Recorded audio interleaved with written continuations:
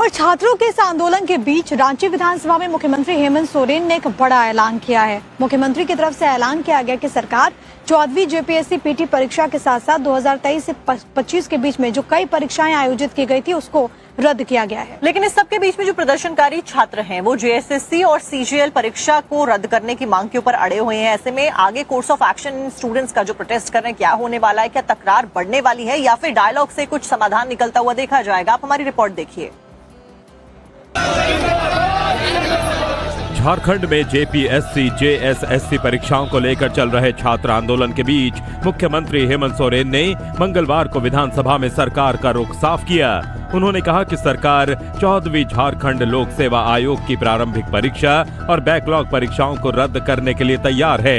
TDPL से जुड़ी परीक्षाओं की जांच भी कराई जाएगी।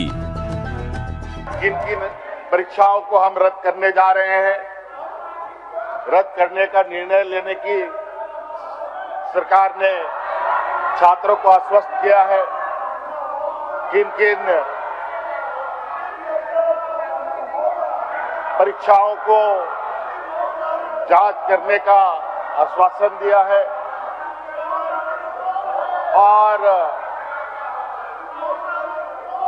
ये सारी चीजें बड़ा ही मकड़जाल की तरह बुना हुआ जो इन्हीं के द्वारा बुनाया गया है। अध्यक्ष महोदय, हमें सबका सहयोग चाहिए और अब तो मुझे लगता है कि अगर सरकार हमारी मांगे नहीं मानती है तो इस छात्र आंदोलन को हम लोगों को जन आंदोलन का रूप देना पड़ेगा। अब तय मानिए कि हमारे गार्जियन हमें सहयोग कर रहे हैं। हमारे गार्जियन जो सो जितने भी यहाँ छात्र हैं वो अपने मन से, ऐसा नहीं है कि अपना मन ही उसका ये है, उसके गार्जियन का भी आशीर्वाद और ताकत उनके साथ है। तो सरकार से मेरा विनती है कि इसे जन आंदोलन बनाने से रोक लीजिए, छात्र आंदोलन तक ही सीमित रहने दीजिए। उधर पीएससी जेएसएससी न्याय मंच के छात्र नेता देवेंद्र नाथ महतो ने अस्पताल से खुला खत लिखकर सोरेन सरकार को क्लियर कट मैसेज दिया है कि भले ही उनका शरीर कमजोर हो सकता है लेकिन न्याय की मांग और संघर्ष का संकल्प कभी कमजोर नहीं हो सकता। इंसाफ मिलने तक आंदोलन जारी रहेगा। लाठीचार्ज करने वालों पर कार्रवाई की मांग की है। झारखंड विधानसभा में नेता प्रतिपक्ष बाबूलाल मरांडी परीक्षा की सीबीआई जांच की मांग कर रहे हैं। उनका आरोप है कि राज्य की सीआईडी जांच निष्पक्ष नहीं है और असली दोषियों को बचाने का प्रयास किया जा रहा है।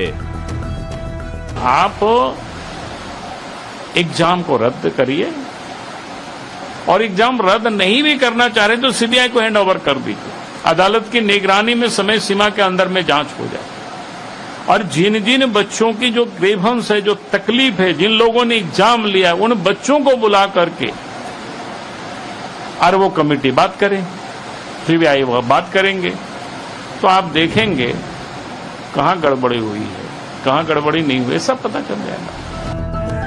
उधर मशहूर संगीतकार और गायक विशाल ददलानी ने सोशल मीडिया पर एक वीडियो पोस्ट कर झारखंड और दिल्ली के छात्रों के खिलाफ हुई कथित हिंसा पर कड़ा विरोध जाहिर किया है। वीडियो में विशाल ददलानी ने केंद्र और राज्य दोनों सरकार को आड़े हाथों लिया है। मैं कल इंस्टाग्राम पे वापस आया और कल से वीडियोस देख रहा हूँ झारखंड में जो वायलेंस अनलीश हो रही है स्टूडेंट्स पे। छात्र जब जायज बात कर रहे हैं तो सरकारें नाजायज बात कर रही हैं। दिल्ली में भी वही हुआ और दिल्ली में जो हुआ उसके जिम्मेदार होम मिनिस्टर हैं, झारखंड में जो हो रहा है उसके जिम्मेदार चीफ मिनिस्टर हैं। इस वीडियो के कैप्शन में विशाल ददलानी ने लिखा, भारत के युवा आगे बढ़ें और एक नए उम्मीद भरे भारत का निर्माण करें। इन सब के बीच अब देखना है कि रांची में आज क्या होता है। क्या छात्र आज भी सोरेन सरकार के खिलाफ सड़क पर उतरेंगे या फिर बातचीत का नया दौर शुरू होगा?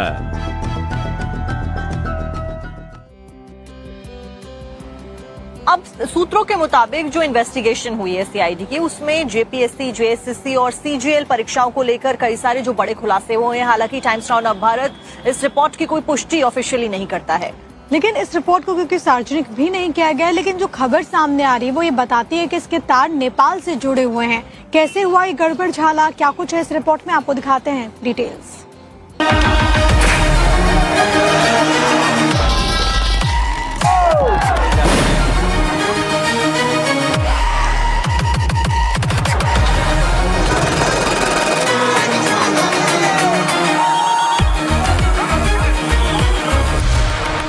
में जो छात्र प्रदर्शन कर रहे हैं उनकी मांगों में प्रमुख मांग है कि जेएसएससी सीजीएल 2024 की परीक्षा को रद्द किया जाए और दूसरी मांग कि इस परीक्षा में धांधली और पेपर लीक की सीबीआई जांच हो। छात्रों को सीआईडी की जांच पर भरोसा नहीं है और उनकी ये दो मांगे हैं जो सरकार नहीं मान रही है।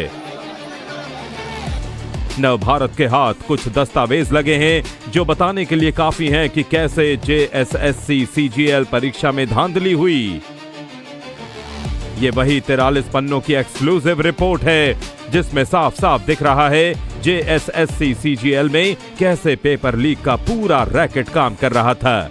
सूत्रों से जो दस्तावेज हमें मिले हैं उसके मुताबिक 1 जनवरी 2025 को सीआईडी की जांच शुरू हुई और मार्च 2025 तक जांच की रिपोर्ट बना ली गई, लेकिन इस रिपोर्ट को कहीं सार्वजनिक नहीं किया गया। इस रिपोर्ट के मुताबिक पेपर लीक हुआ था और इसके तार नेपाल तक से जुड़े थे। हालांकि ये दस्तावेज कहीं पेश नहीं हुए हैं, लेकिन ये दस्तावेज बहुत कुछ कह रहे हैं। ये चीख चीख कर कह रहे हैं कि छात्रों की मांगे बिल्कुल जायज हैं, बिल्कुल सही हैं। सीआईडी ने स्पष्ट तरीके से एक आरोपी के बयान में ये उल्लेखित किया है कि नेपाल में 135 आंसर रटवाया गया था, कई अभ्यर्थियों को रटवाया गया था, उसमें से 120 आंसर हूबहू मैच किया है। इससे बड़ा एविडेंस और क्या हो सकता है? लेकिन दुर्भाग्य देखिए, इसको कोर्ट में पेश नहीं किया जाता है मैडम। और जब टीम बदल जाती है, 3 बार सीआईडी का टीम को बदला गया है, 3 बार। इसलिए बदला गया केवल और केवल लीपापोती के करने के लिए, सच्चाई को दबाने के लिए madam. JSSC CGL paper leak मामले में 15 अभ्यर्थियों से 12-12 लाख रुपए लेने का दावा सामने आया है। सीआईडी के सामने अभय तिवारी के कथित स्वीकारोक्ति बयान के मुताबिक बोकारो में 15 छात्रों को परीक्षा से पहले पेपर रटवाया गया और उनसे कुल 1 करोड़ 80 लाख रुपए वसूले गए। अभय तिवारी खुद जेएसएससी सीजीएल में 48वीं रैंक से पास हुआ था। उसके भाई अक्षय तिवारी और भाई की पत्नी सुषमा कुमारी का भी चयन हुआ। अभय टीडीपीएल का मार्केटिंग मैनेजर था और गिरफ्तारी के समय गोड्डा में प्रखंड आपूर्ति पदाधिकारी के पद पर कार्यरत था। जेपीएससी में नौकरी के कथित रेट कार्ड का दावा किया जा रहा है।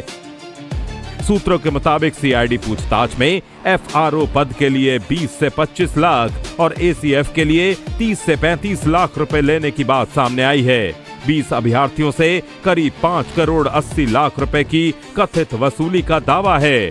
इनमें एफआरओ के 12 और एसीएफ के 8 अभ्यर्थी बताए जा रहे हैं।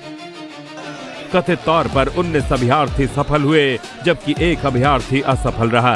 जांच में कथित नेटवर्क से जुड़े दलालों, रिजल्ट पर दबाव और हाईकोर्ट की पीआईएल को प्रभावित करने के लिए कथित 3 करोड़ की डील के दावों की भी जांच हो रही है। हालांकि इन आरोपों की पुष्टि नहीं हुई है। बॉलीवुड में एक नया विवाद इन दिनों गर्मा गया है। दिग्गज एक्टर नसीरुद्दीन शाह और एक्टर कम सिंगर पीयूष मिश्रा के बीच चल रही जुबानी जंग ने राजनीतिक मोड़ ले लिया। अब आप सोचिए कि कंगना रनौत, जो कि अभिनेत्री हैं, बीजेपी सांसद भी हैं, वो सीधे इस विवाद में कूद गई हैं और नसीरुद्दीन शाह के ऊपर कैसे उन्होंने हमला बोल दिया है। आपको दिखाते हैं डिटेल्स। इस मुल्क की हुकूमत को मैं सिर्फ इतना कहना चाहता हूँ, सब याद रखा जाएगा।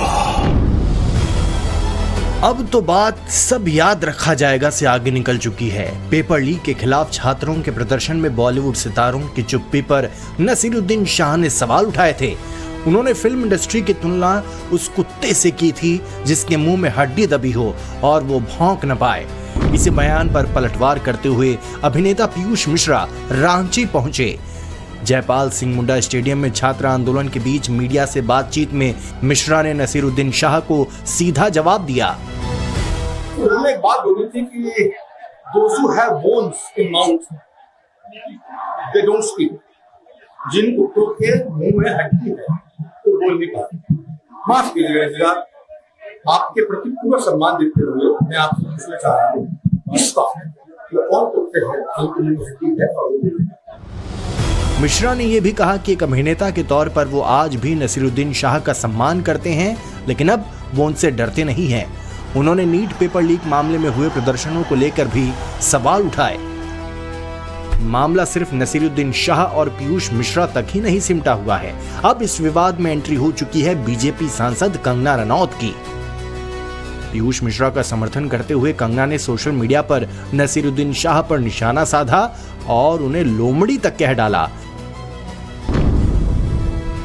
कंगना ने सोशल मीडिया पोस्ट में लिखा, सच तो ये है कि हर कोई किसी न किसी का कुत्ता है, लेकिन मुझे गर्व है कि मैं जिस घर की रोटी खाती हूँ उसकी रखवाली करती हूँ।